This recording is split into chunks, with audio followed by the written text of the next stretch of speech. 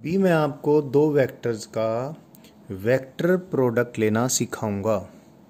लेकिन अभी जो मैंने स्केलर प्रोडक्ट आपको दो वेक्टर्स का लेना सिखाया उसमें एक थोड़ी सी बात मैं बताना भूल गया, वो अभी बता देता हूँ।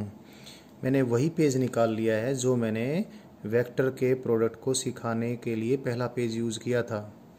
दो वेक्टर्स हैं मेरे पास, vector A and vector B. इनके बीच एंगल है थीटा। इनका स्केलर प्रोडक्ट जब मैंने डिफाइन किया तो ये कहा कि सपोज इनका स्केलर प्रोडक्ट एक स्केलर क्वांटिटी है जो है सी। तो सी मैंने कैसे डिफाइन की, सी की मैग्नीट्यूड, सी स्केलर ही है तो उसकी मैग्नीट्यूड हुई होगी सी इज इक्वल टू एक वेक्टर की मैग्नीट्यूड मल्टीप्लाइड बाई दूसरे वेक्टर की magnitude multiplied by cosine of the angle between them. ये डिफाइन किया था हमने।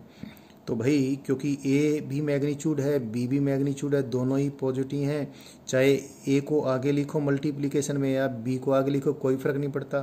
तो इसको ए बी कोस थीटा लिख दो, चाहे बी ए कोस थीटा लिख दो, और बी ए कोस थीटा लिख दें तो चाहे इसको B vector dot A vector लिख दें। तो कहने का मतलब ये हुआ कि B vector dot A vector जिसको आप बी ए कोस थीटा लिखना चाहें, A vector dot B vector जिसको ए बी कोस थीटा लिखना चाहें, दोनों में कोई डिफरेंस नहीं है। यानी A vector dot B vector is as good as B vector dot A vector, यानी A vector dot B vector is equal to B vector dot A vector. तो जब दो वेक्टर का स्केलर प्रोडक्ट लेते हो तो किसी वेक्टर को पहले लिख दें चाहे किसी वेक्टर को बाद में लिख दें। एक बार फिर बोल देता हूँ, A vector dot B vector लिखें चाहे B vector dot A vector लिखें, दोनों एक ही बात है और उनका मीनिंग क्या है, A into B into cos theta. अभी हम vector product of two vectors learn करेंगे। Vector product of two vectors, और वेक्टर प्रोडक्ट्स को लिखते वक्त हम क्रॉस के सिंबल का इस्तेमाल करेंगे तो इसलिए इसको क्रॉस प्रोडक्ट भी बोल देते हैं। Cross product of two vectors, ये लर्न करना मैं आपको अभी सिखा दूंगा।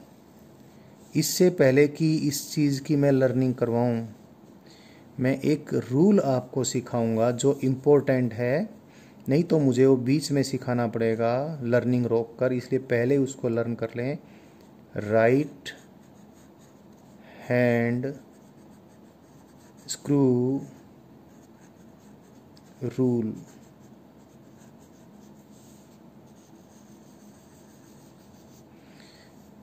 राइट हैंड स्क्रू रूल का मीनिंग क्या है एक बार देख लें। ये मेरा राइट हैंड है। राइट हैंड की फिंगर जिस प्रकार से नेचुरल तरीके से कर्ल हो सकती हैं उस प्रकार से जब मैं कर्ल इनको घुमाऊँ, इनको मोड़ूँ, इनकी कर्लिंग करूँ, तो राइट हैंड की फिंगर जब मेरी कर्लिंग होती है ऐसे घूमती है और मेरा अंगूठा ऐसे इधर ही है।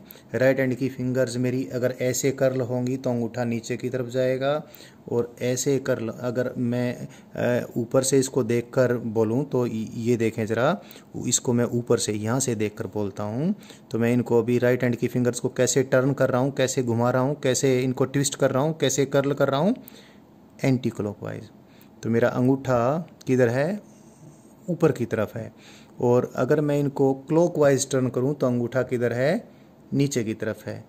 इसका क्या मीनिंग है ये मैंने अभी आपको समझाना है।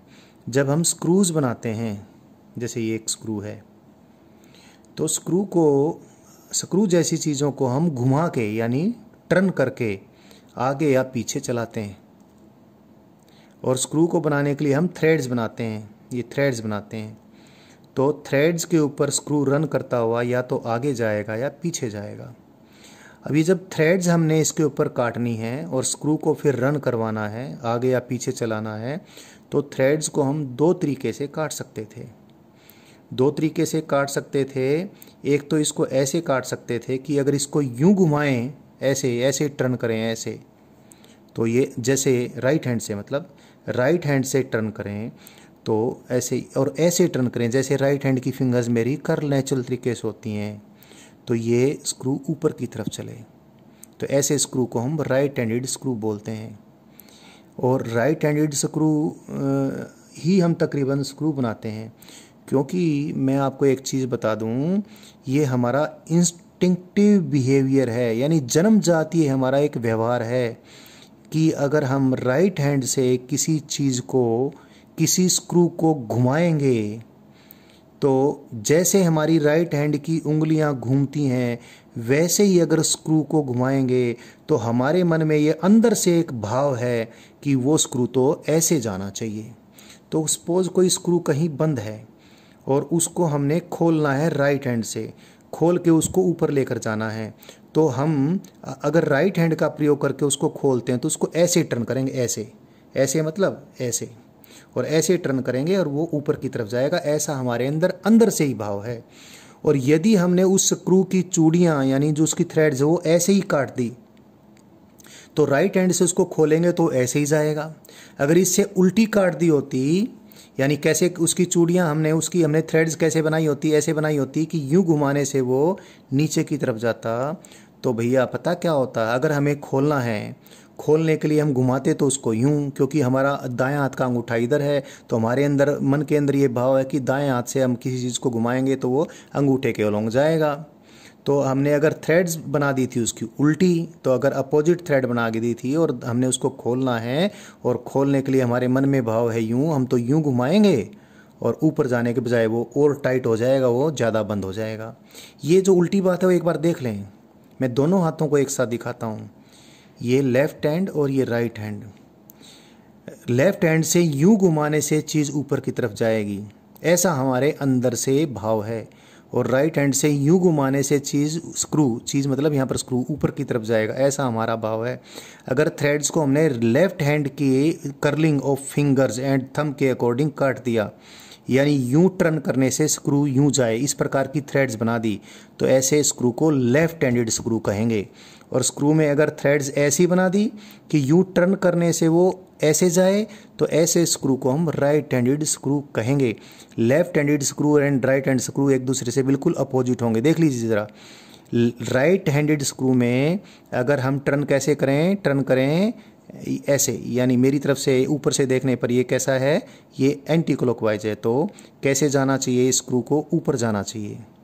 और लेफ्ट हैंड से इसी स्क्रू को, अगर यही स्क्रू क्या है, राइट हैंड के तरीके से स्क्रू की हमने थ्रेड्स बना रखी हैं, इसी स्क्रू को अगर हम लेफ्ट हैंड के प्रयोग से यू टर्न करें ऐसे ही, तो वो हमारा लेफ्ट हैंड ये सोचेगा, हमारी लेफ्ट हैंड के साथ हमारे दिमाग के जो भी तार जुड़े हुए हैं, लेफ्ट हैंड से अगर हम उसको ऐसे टर्न करेंगे तो वो हम क्या सोचेंगे, वो नीचे जाएगा। तो भाई स्क्रूज की थ्रेड्स तो एक ही तरीके से कट सकती हैं, या तो वो ऐसे कटें यानी यूं घूम के वो ऐसे जाए, या फिर वो कैसे कटे, ऐसे यूं घूम के वो नीचे जाए। और खोलना तो हमारे एक हाथ ने, या तो दाएं हाथ ने या बाएं हाथ ने, और तकरीबन लोग दाएं हाथ वाले होते हैं, यानी तकरीबन लोग तो राइट हैंडेड लोग होते हैं।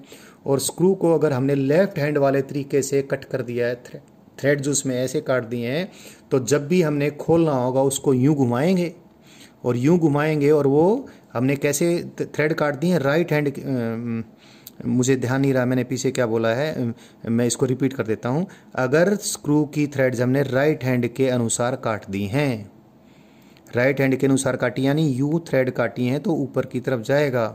उसको लेफ्ट हैंडेड आदमी ने टर्न किया, लेफ्ट हैंडेड आदमी ने उसको क्या करना था, उसको खोलना था। लेफ्ट हैंडेड आदमी तो उसको ऐसे खोलेगा अब अपने अंगूठे के इशारे के अलोंग। तो लेफ्ट हैंडेड आदमी अगर राइट हैंडेड स्क्रू को खोलना चाहेगा तो वो खोलने के बजाय बल्कि बंद कर देगा, क्योंकि वो खोलने के लिए ऐसे करेगा। लेकिन राइट हैंडेड स्क्रू तो ऐसे करने से क्या होएगा, बंद होएगा, नीचे की तरफ जाएगा। या फिर उल्टी बात भी हो सकती है, स्क्रू को लेफ्ट हैंडेड आदमी के अनुसार काट दें, यानी स्क्रू को खोलने के लिए थ्रेड्स, खोलना मतलब ऊपर चलाने के लिए थ्रेड्स को ऐसे काट दें, तो लेफ्ट हैंडेड आदमी तो स्क्रू को ठीक ऑपरेट कर लेगा। लेकिन अगर राइट हैंडेड आदमी उसको खोलना चाहेगा तो राइट हैंडेड आदमी तो खोलने के लिए उसको ऐसे घुमाएगा। लेकिन ऐसे घुमाने से देखो, लेफ्ट हैंड का देखो, लेफ्ट हैंड में ऐसे घूमेगा तो नीचे चले यानी बंद हो जाएगा। तो स्क्रू की थ्रेड्स या तो लेफ्ट हैंडेड थ्रेड्स होंगी या राइट हैंडेड थ्रेड्स होंगी। तो भाई एक तरीका तो आपको अपनाना ही पड़ेगा, लेकिन अधिकतर आदमी तो राइट हैंडेड आदमी है ना, मेरे ख्याल से ऐसा लगता है मुझे कि मोर देन 90% लोग राइट हैंडेड लोग होते होंगे। तो सपोज हमने लेफ्ट हैंडेड स्क्रूज बना दिए तो 90% चांसेस उन स्क्रूज के ख़राब होने के होंगे, क्योंकि खोलने वाला आदमी, जितने भी खोलने वाले आदमी होंगे 90% तो वो राइट हैंडेड हैं। खोलने के बजाय उसको वो और टाइट कर देंगे, और इतना टाइट भी कर सकते हैं कि वो फिर ख़राब ही हो जाए। तो हम क्या करते हैं, सारे स्क्रूज तकरीबन सारे स्क्रूज, कोई कोई एक्सेप्शन हो तो बेशक से हो, तकरीबन स्क्रूज को हम राइट हैंडेड स्क्रूज ही बनाते हैं, जिससे कि स्क्रूज तकरीबन लोग जो राइट हैंडेड होंगे वो ठीक से ऑपरेट कर लें। कुछ एक जो लेफ्ट हैंडेड लोग होंगे वो कुछ एक्सपीरियंस के बाद ये जान जाएंगे कि स्क्रू जब भी उन्हें खोलना है तो लेफ्ट हैंड का प्रयोग नहीं करना, राइट हैंड का प्रयोग करना है। तो वो भी जो लेफ्ट हैंडेड लोग हैं उन स्क्रूज को फिर राइट हैंड से ही खोलेंगे या बंद करेंगे।